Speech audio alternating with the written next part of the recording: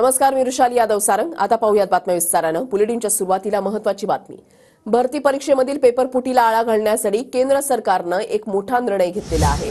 देशामध्ये पेपरफुटी विरोधातील लीक परीक्षा कायदा लोक परीक्षा कायदा जो आहे तो लागू झालेला आहे। पेपर फोडल्यास 10 वर्षांच्या तुरुंगवासाची शिक्षा आणि 1 कोटींचा दंड होणार आहे। डमी उमेदवार परीक्षेला बसवल्यास 3 ते 5 वर्षांच्या तुरुंगवासासह 10 लाखांचा दंड ठोठावला जाईल।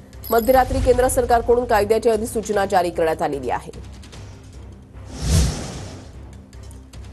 तर लोक परीक्षा कायदा 2024 पेपर फोडला तर 10 वर्षांची शिक्षा आणि 1 कोटींचा दंड। डमी उमेदवार परीक्षेला बसवला तर 3 ते 5 वर्षांची शिक्षा आणि 10 लाखांचा दंड। त्या ठिकाणी पेपर लीक होतं आणि पेपर लीक झाल्यानंतर मात्र त्याचे प्रतिसाद त्या राज्यात किंवा देशामध्ये उमटण्याची शक्यता असते।